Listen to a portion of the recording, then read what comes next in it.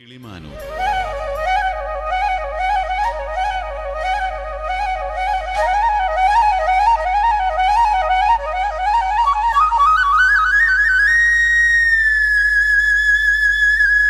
ലോകപ്രശസ്തനായ രാജാ രവിവർമ്മയ്ക്ക് ജന്മം നൽകിയ ഗ്രാമം.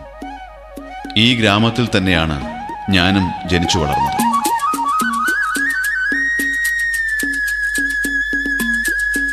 കേരളത്തിന്റെ തലസ്ഥാന നഗരിയായ തിരുവനന്തപുരത്തു നിന്നും MC റോഡ് വഴി നേരെ വടക്കോട്ട് ഒരു 40 കിലോമീറ്റർ യാത്ര ചെയ്താൽ കിളിമാനൂരിലെത്താം. പ്രകൃതി രമണീയമായ ഗ്രാമമാണ് ദൈവം കനിഞ്ഞനുഗ്രഹിച്ച എൻ്റെ കിളിമാനൂർ.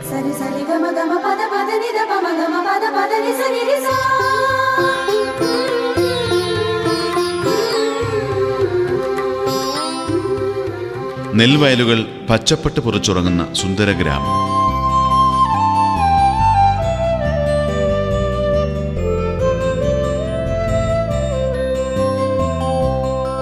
കിളിമാനൂരിൽ നടക്കുമ്പോൾ പുന്നലിൻ മണമുള്ള ഇളങ്കാറ്റ് തഴുകിയെത്തും. കളകളാരവം പൊഴിച്ചൊഴുകുന്ന കാട്ടരുവികൾ കരളിന് കുളിര് പകരും.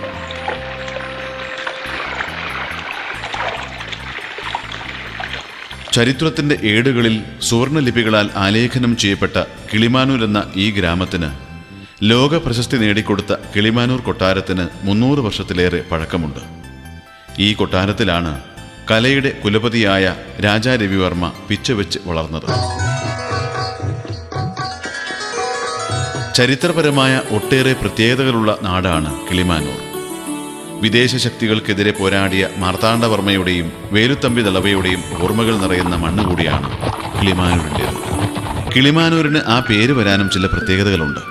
കിളിയും മാനുമുള്ള ഊരായിരുന്നു അത്രേ കിളിമാനൂർ. ഒരു കാലത്ത് വനപ്രദേശമായിരുന്ന കിളിമാനൂരിൽ കിളികളും മാനുകളും യഥേഷ്ടം വിഹരിച്ചിരുന്നുവെന്നാണ് പറയപ്പെടുന്നത്. ശാന്തസുന്ദരവും പ്രകൃതി രമണീയവുമായ ചെറു വനപ്രദേശമായിരുന്ന കിളിമാനൂർ ഇന്ന് മറ്റേത് നാടിനെയും പോലെ വികസനത്തിന്റെ പാതയിലാണ്. 2.5 നൂറ്റാണ്ടിന് മുൻപ് വരെ വനപ്രദേശമായിരുന്നു കിളിമാനൂർ. ഈ തെക്കൻ മലയോര ഗ്രാമത്തിൽ ഇപ്പോഴും ചെറിയ കാടുകളുണ്ട്.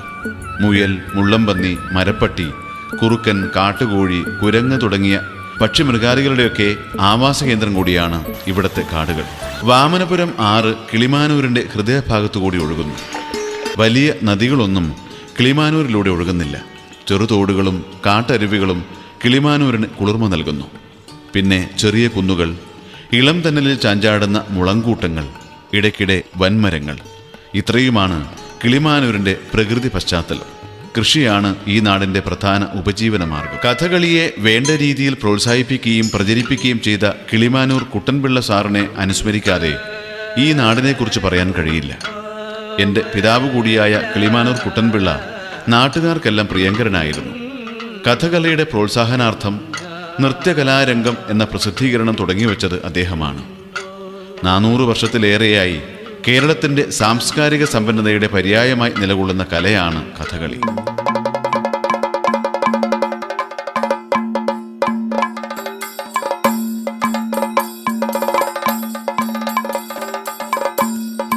കഥകളിയെ തന്റെ കഴിവും സ്വത്തും സമ്പത്തുമൊക്കെ ഉപയോഗിച്ച് പ്രോത്സാഹിപ്പിച്ച കുട്ടൻപിള്ളയുടെ സ്മരണാർത്ഥം വണ്ടന്നൂരിലെ ക്ഷേത്രത്തിൽ വർഷം തോറും കഥകളി നടന്നു വരുന്നുണ്ട്. കിളിമാനൂരിൽ നിന്നും 3 ഫർലോങ് അകലെ സ്ഥിതി ചെയ്യുന്ന ഗ്രാമമാണ് വണ്ടന്നൂർ.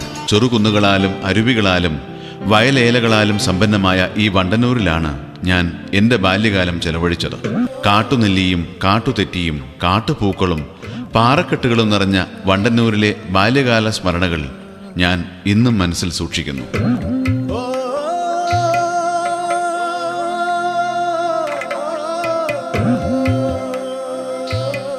പുന്നലിൻ മണമുള്ള പാടവരമ്പിലൂടെ അച്ഛൻ്റെ വിരൽത്തുമ്പിൽ തൂങ്ങി നടന്നതും കാട്ടരുവിയിൽ കൂട്ടുകാരോടൊത്ത് മുങ്ങിക്കുളിച്ചതുമൊക്കെ എങ്ങനെ മറക്കും? കിളിമാനൂരിൽ നിന്നും വളരെ അടുത്താണ് തമ്പുരാട്ടിപ്പാറ. ഏത് സമയത്തും ചീവീടുകളുടെ നിലയ്ക്കാത്ത ഗാനാലാപം ഈ സ്ഥലത്തിൻ്റെ പ്രത്യേകതയാണ്.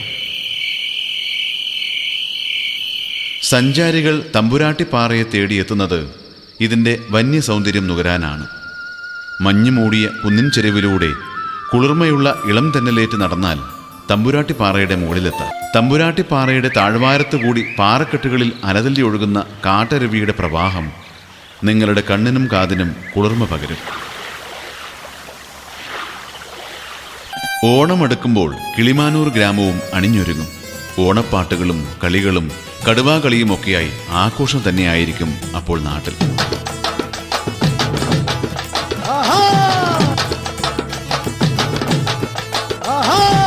തിരുവോണനാളിലെ കടുവാകളി ഏറെ പ്രസിദ്ധമാണ്. കടുവാവേഷം കെട്ടിയ യുവാക്കൾ വീട് വീടാന്തരം കയറിയിറങ്ങും. അവർക്ക് അകമ്പടിയായി ചെണ്ടമേളവും ഉണ്ടാകും. ഒപ്പം ഒരു വേട്ടക്കാരൻ.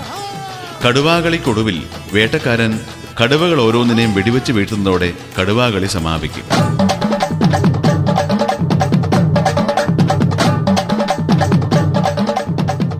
കിളിമാനൂർക്കാർക്ക് പറയാൻ പിന്നെയും ഉത്സവ വിശേഷങ്ങളുണ്ട്. മരമടി മഹോത്സവം, കന്നുപൂട്ട് മത്സരം, ഉറിയടി മത്സരം, അങ്ങനെ ഞങ്ങളുടെ ഗ്രാമക്കാഴ്ചകളിൽ പ്രധാനപ്പെട്ടവയാണ് ഇവയൊക്കെ. ഓണക്കാലത്ത് വൻ ഘോഷയാത്രയും കിളിമാനൂർ നഗരത്തിലുണ്ടാകും.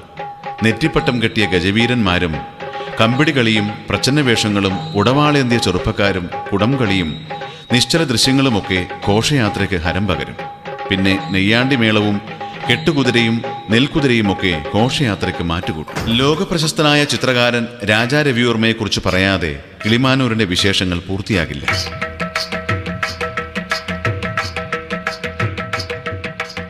മുന്നൂറ് വർഷം പഴക്കമുള്ള കിളിമാനൂർ കൊട്ടാരത്തിലാണ് രാജാ രവിവർമ്മ പിച്ചുവെച്ച് നടന്നത്.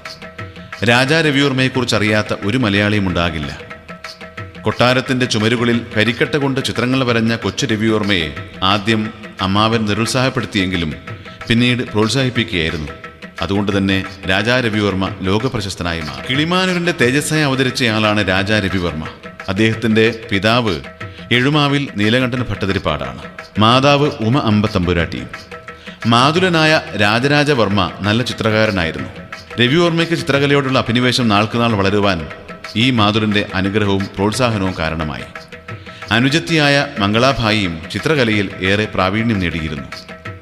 മാവേലിക്കര ഉത്സവമഠം കൊട്ടാരത്തിലെ പൂരുട്ടാൽ തിരുനാൾ ഭാഗീരഥി തമ്പുരാട്ടിയാണ് രവിവർമ്മയുടെ സഹധർമ്മിണി. കയ്യിൽ നിറക്കൂട്ടും മനസ്സിൽ മായാപ്രപഞ്ചവുമായി ഈ അനശ്വര കലാകാരൻ നിത്യസഞ്ചാരിയായി നടന്നു. ആ നിറക്കൂട്ടുകൾ തൻ്റെ ഭാവനയിൽ ചാലിച്ച് ജനകോടികളുടെ ഹൃദയത്തിലേക്ക് സന്നിവേശിപ്പിച്ചു. എന്നെന്നും നിലനിൽക്കുവാനുള്ള കലാമൂല്യമാണ് രവിവർമ്മ ചിത്രങ്ങളുടെ ജീവൻ. അനശ്വരമായ ചിത്രങ്ങളുടെ രാജാവ് 1906 ഒക്ടോബർ 2 ഈ ലോകത്തോട് വിട പറഞ്ഞു.